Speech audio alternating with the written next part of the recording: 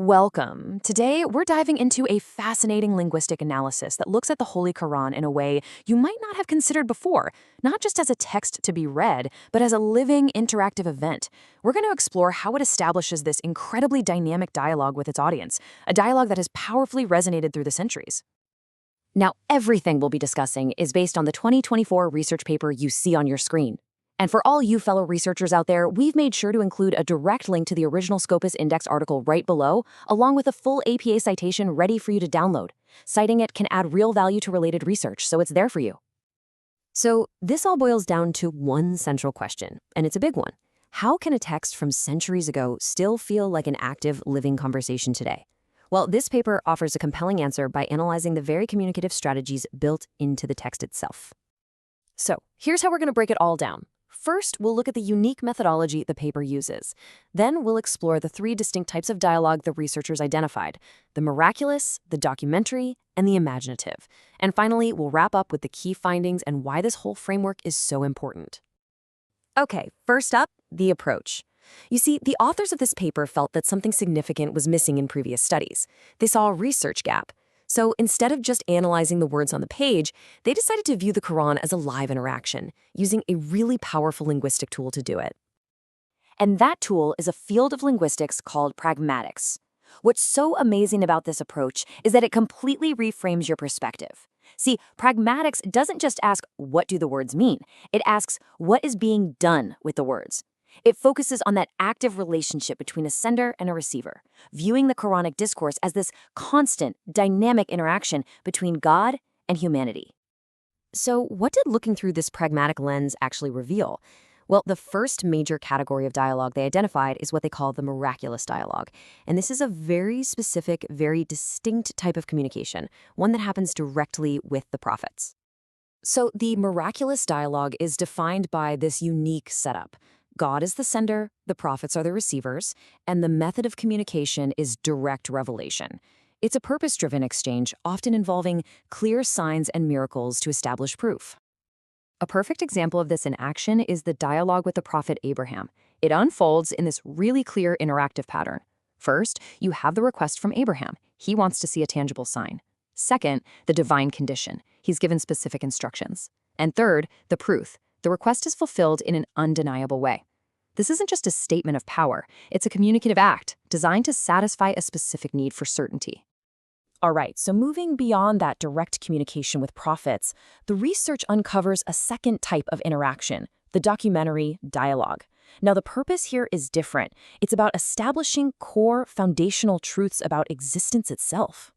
The key idea here is that the documentary dialogue uses conversation to lay down fundamental principles. It documents these pivotal, unseen events to establish the core tenets of faith. And what's really interesting is that the outcome of this dialogue changes dramatically depending on who's involved in the conversation. And the paper gives us two incredibly powerful, contrasting examples. On one side, you have the dialogue with the angels. They start with a question about the wisdom of creating humanity, and that interaction leads them to submission and acceptance. But then you have the complete opposite with Iblis, or Satan. That dialogue starts from a place of arrogance and leads directly to defiance and rejection. Same format, totally different outcomes. This specific quote is right at the heart of that negative interaction. When Iblis says this, it isn't just simple disobedience. The paper points out that it's actually a flawed argument, a false analogy. He's so focused on the material origins, fire versus clay, that he completely misses the real point, which is the honor given by the Creator. This makes the interaction documentary because it establishes the very foundation of arrogance. And that brings us to the third and final category the researchers identified. And this one is fascinating because it actually transcends time: the imaginative dialogue. The whole point of the imaginative dialogue is to make future realities, things like the Day of Judgment, feel incredibly real and psychologically present for the audience. By framing these future events as conversations, the text invites you, the reader, to step into the scene, to overhear the dialogue, and to interact with it by thinking about your own place in that future. And here again, that tool of contrast is used so powerfully. On one hand, you have the optimistic dialogue, the angels welcoming the righteous into paradise with words of peace and purity. It's a communication of total fulfillment. But on the other side, you get this despairing dialogue, with people in hell blaming each other, saying things like, "There is no welcome for you." It's a communication of regret and accusation that paints this incredibly vivid picture of consequences. So after exploring these three distinct types of dialogue, what's the big picture? What are the key takeaways from this research? And what does this framework ultimately show us about Quranic communication? At its core, it all comes back to this incredibly insightful framework of three dialogue types: the miraculous, the documentary, and the imaginative. So let's tie all the key findings together.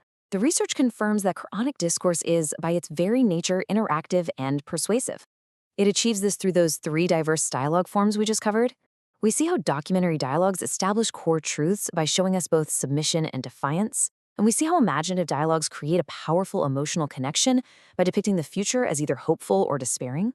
At the end of the day, this pragmatic approach gives us a much richer, more complete picture of the divine-human interaction within the text. And that's really the bottom line here. The true significance of this study is how it shifts our entire perspective.